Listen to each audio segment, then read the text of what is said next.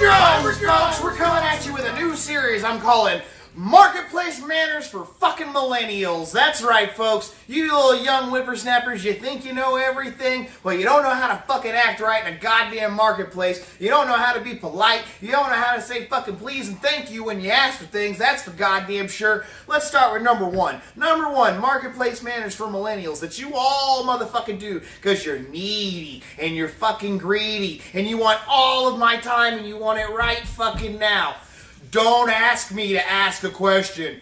Oh, all the time I hear, "Oh, Mr. Ryan, I don't want to piss you off, but can I ask you a question about some shit?" You already fucking pissed me off, you stupid motherfucker. Don't ask me to ask a question. What I'm really hearing when you go, "Hey, can I ask you a question?" When I see that in my PM box, what that's telling me is you're going, "Hey, I want your immediate attention right now and to respond to this so I know I have you right here where I can just hammer away at you for the infinite of the rest of the evening because I have no fucking life or anything fucking better to do."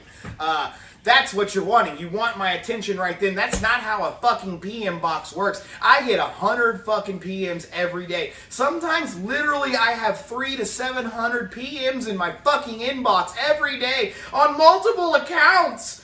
I can't be fucking here for all of you. If you just leave a message, I swear to God I'll get back to you in 24 to 48 hours. If you say please and thank you and leave a fucking question, I will get back to you, motherfuckers. But if you go, "Hey, can I ask you a question?" I might fucking flip the fuck out on you and tell you to eat 17 dicks in a bag. Ira Jones, get bent, get bent, get bent.